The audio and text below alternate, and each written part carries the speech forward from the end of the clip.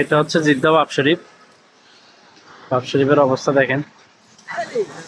কালকে ইনশাআল্লাহ 2 বছর আগে ঈদ, তো ঈদ উপলক্ষে আজকে প্রায় প্রচুর মানুষ আসছে সবাই কেনাকাটার জন্য।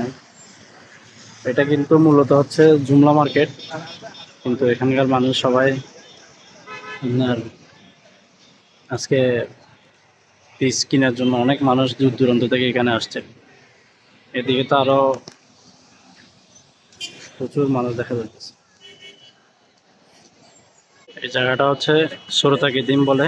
এই জায়গাটা খুব পূর্ব পরিচিত এই জায়গাটা, এই কারণে এই জায়গাটা সুন্দর করে কালার করে রেখে দিচ্ছে, এখনো ভাঙে নাই।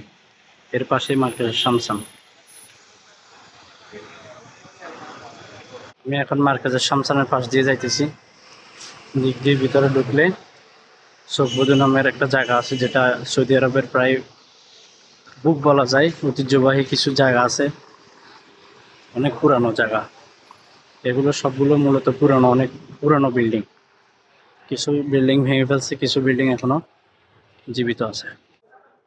এটা অনেক ঐতিহ্যবাহী হসপিটাল বা ক্লিনিক বলা হয় জিদ্দার বলদের মধ্যে। মাঝে মধ্যে এরকম বাইকগুলো দেখলে ভিডিও না বানাই থাকতে পারেন। এই বাইকগুলোর একটা টাকা দিয়ে প্রায় 2টা গাড়ি কেনা সম্ভব। অনেক দাম এই গাড়িগুলোর, এই বাইকগুলোর।